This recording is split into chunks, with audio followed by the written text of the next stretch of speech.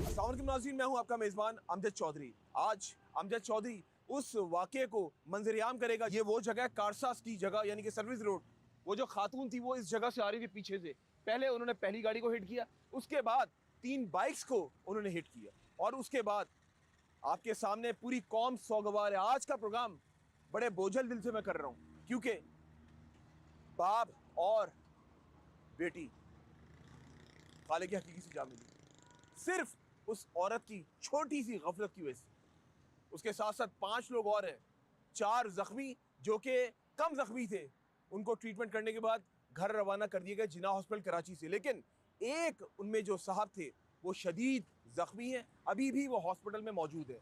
आपको मैं दिखाता हूँ कि इस जगह पे जब मैं आया तो मैंने देखा कि यहाँ पे नशावर चीज़ें भी मौजूद हैं। इसका मतलब तो ये है कि यहाँ पर नशा करने के बाद गाड़ियाँ चलाई जाती हैं और यहाँ पे फिर बोतल फेंक दी जाती है।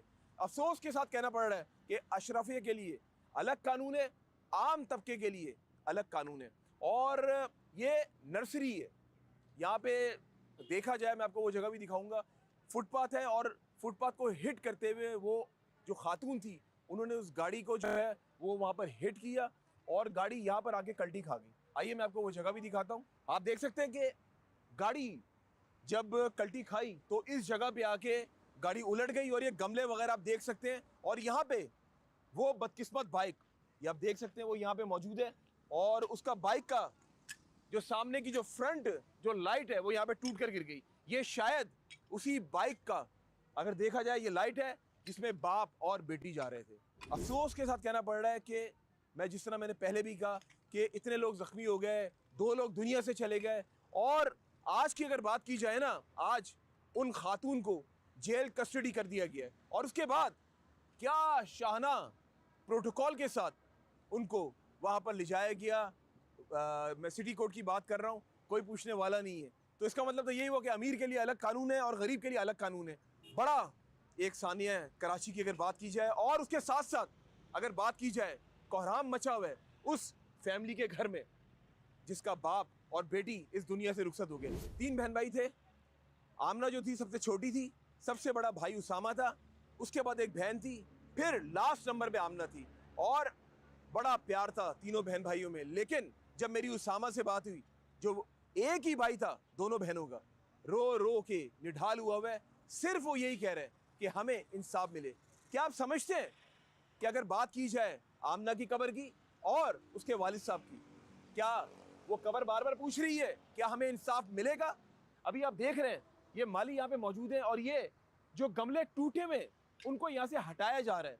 और ये दिखाएं ज़रा, ये लाइट्स दिखाएं, आज भी ये लाइट्स यहाँ पे मौजूद हैं। और वो क्या लम्हा होगा, अल्लाह माफ़ करे, एक खौफ का आलम। मेरे पास अल्फाज नहीं है। सिर्फ पाकिस्तानी कौम ये चाह रही है जिसने ये किया है उसको सूली पर लटकाया जाए, ताकि कराची के अंदर कोई भी शख्स गाड़ी चलाए तो देखभाल के चलाए, चारों तबक रोशन करके चलाए। और यह भी कहा जा रहा है, जराए ने बताया कि यूके का उनका लाइसेंस था। यूके के लाइसेंस पर अगर बात की जाए, एक बात आपसे शेयर करना बड़ा ज़रूरी है कि यूके के लाइसेंस पर क्या पाकिस्तान में गाड़ी चलाई जा सकती है? सवाल तो यह बनता है कि क्या आम आवाम को इंसाफ मिलेगा? क्या आमना को, उसके बाप को इंसाफ मिलेगा? अब ये सवालिया निशान है। आप लोग रहिए मेरे साथ, आज के मंजर-ए-आम की शुरुआत करते हैं। जी नाज़रीन, जिस तरह मैंने अपने इंट्रो में कहा, आज बड़े बोझल दिल के साथ मैं और मंजर-ए-आम की टीम यहाँ पे प्रोग्राम कर रहे हैं और मेरे पास तो अल्फाज ही नहीं है। वो इसलिए क्योंकि आपके सामने घर उजड़ गया, आमना चली गई, उसका बाप चला गया, पीछे वाले लोग क्या करेंगे? क्या उसको इंसाफ मिल पाएगा? क्या वो जो खातून नताशा है चली जाएंगी मुल्क से बाहर? आप यकीन करें कि इस time hot trending news social media पर, पता है आपको क्या है? वो आप लोग भी जानते हैं कि वो मुल्क से उसको भगा दिया जाएगा।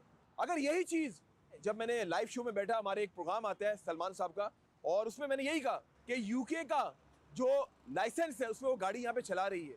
अगर वो यूके में ऐसे गाड़ी चला रही होती, इस तरह उसने लोगों को रेंदा होता, तो क्या वहाँ की हुकूमत उसको छोड़ देती? क्या इस तरह शाहाना प्रोटोकॉल मिलता? सवाल ही पैदा नहीं होता, सवाल ही पैदा नहीं होता। कह दिया गया साइकोसिस की बीमारी है। क्या बात है, क्या बात है माहिर नफ्सियात साहब, क्या बात है। अवाम तो शायद यहाँ पे बेवकूफ है, उसको पता ही कुछ नहीं है। करोड़ों की गाड़ी चला रही है, 2 कंपनीज के सीईओ हैं, 7 कंपनीज के डायरेक्टर हैं। क्या बात है, जहनी मरीजा, वाह, मजा आ गया, मजा आ गया जनाब ये स्टोरी सुन के और देख के कि जहनी मरीजा करार दे दिया गया। अस्सलाम वालेकुम जनाब। जनाब आप यहाँ पे नर्सरी की देखभाल करते हैं और मुझे ये बताएं, जब ये वक़ुआ हुआ यहाँ पे, चाहे वक़ुआ मौजूद है, जब ये वाक़या हुआ तो आपने क्या मनाज़िर देखे?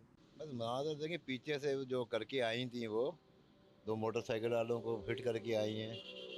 सुनने में आया कुछ गाड़ी वाड़ी, इसलिए पीछे का मनाज़िर तो हमने देखे नहीं है। मेरे यहाँ से गुजरी है गाड़ी। अच्छा, मैं यहीं बैठा हुआ था। अच्छा, हालांकि वो गार्ड जो है पीछे वाला, वो भी यहाँ बैठता है, वो लड़का। अच्छा, शाम 6-7 बजे तक यहाँ बैठे होते हैं ये।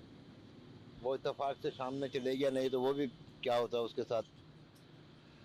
बस ये है कि गाड़ी गुजरी, फड़क झपकते हुए 2 गाड़ियाँ वहाँ पे मौजूद थी। लोग जो पीछे से जिन्होंने देखा था वो भागते हुए आ रहे थे पीछे पीछे। गाड़ी वाले को 2 गाड़ी जिसको हिट की थी, गाड़ी को हिट करी है, जिस गाड़ी को हिट की है गाड़ी पलक झपकते हुए वहाँ पे, और साथ में ये सब वाइट गाड़ी भी है लेडीज़ की, वो रोड पे गिरी हुई है।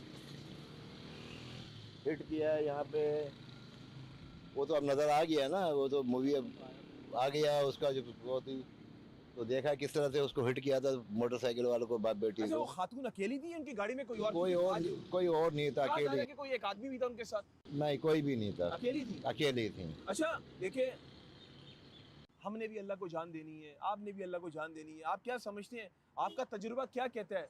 देखें, जब निकाला था तो कोई ऐसा बात तो नहीं थी। अगर नशा भी करती होंगी तो ऐसा नशा करने वाली थी, कोई आज की 1-2 दिन का नशा तो नहीं कर रही होंगी ना। हाँ हाँ नशा करने वाला तो कंट्रोल में अपने आप को रखता है भी है।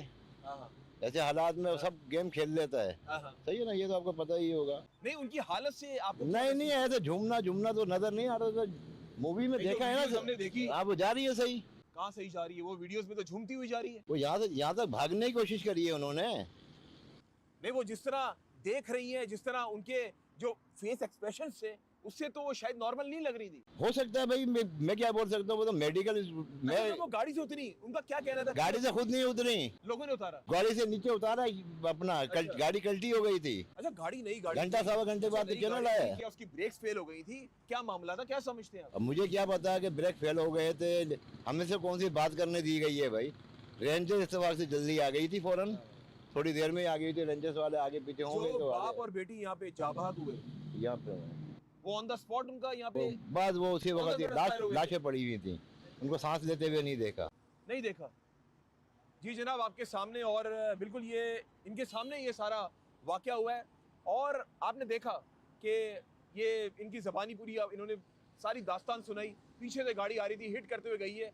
7 बंदे थे उसके अंदर, 2 बाप और बेटी ऑन द स्पॉट खालिक हकीकी से जा मिले।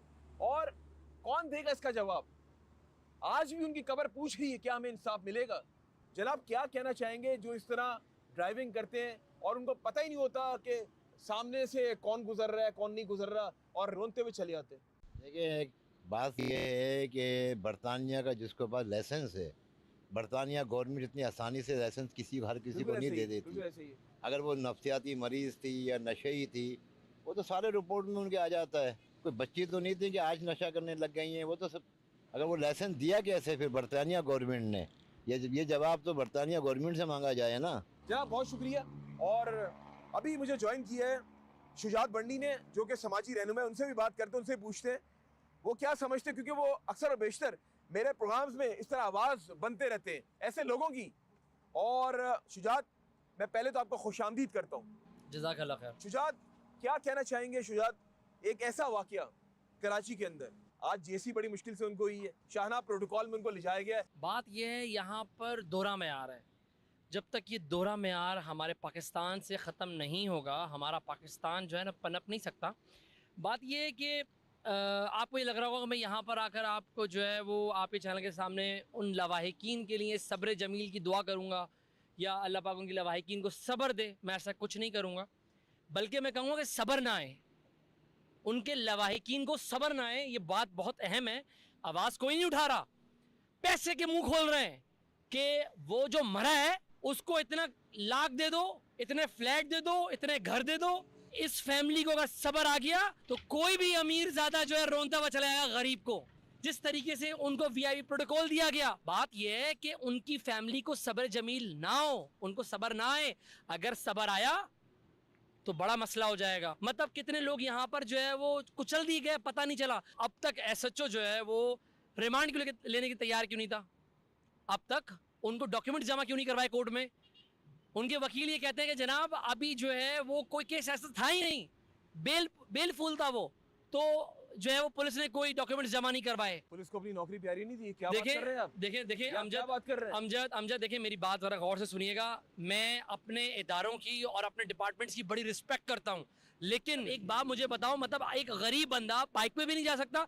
अब तो छोड़ दो, ये तो कारसाज है ना, वो खातून यहाँ कैसे आई? मैं तो एक बात कहता हूँ, एक बात जानता हूँ, ये जो दुनियावी ताकत है ना, यहाँ पर तो जीत जाएंगे, मगर मगर मगर मगर मगर मगर वो जो ऊपर वाली ताकत है ना, ऊपर जाके वहां नहीं जीत पाओगे।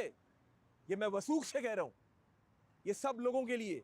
और कानून नाफिज करने वाले जो इदारे हैं ना, उनको चाहिए, खुदारा खुदारा खुदारा, हम सब ने अल्लाह को जान देनी एक दिन, और अल्लाह ताला पूछेगा, वो कहेगा कि मैंने तुझे उस मनसब पे फाइज किया था, फला फला इदारे में तुझे मैंने फाइज किया था, सिर्फ तुझे इज्जत दी थी, वो पता है क्यों?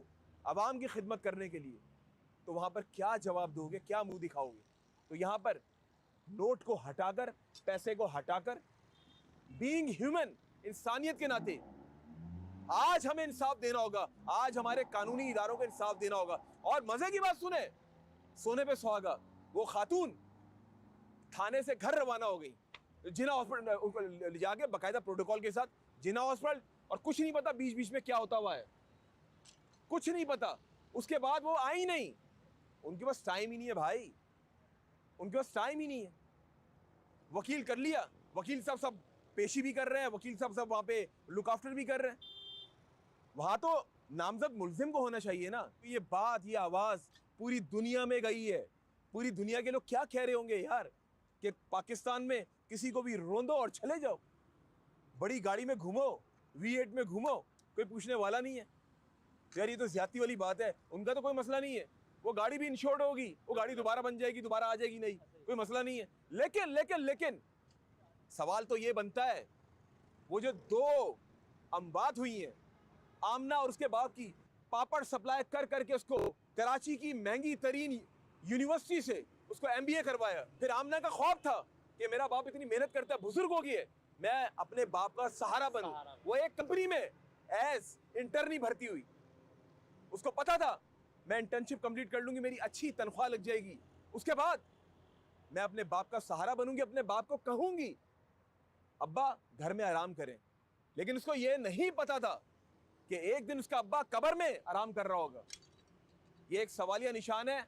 और मजीद जो जो हमारे पास कंटेंट है, शवाहिद है, वो आपसे शेयर करते रहेंगे। आज का मंजर-ए-आम देखना ना भूलिएगा। आज बहुत कुछ आपको इस हवाले से साने के बारे में देखने को मिलेगा। आप लोग रहिए हमारे साथ, अभी मैं थाने जा रहा हूँ, वहां से आप लोगों को ज्वाइन करूंगा। मंजर-ए-आम जारी।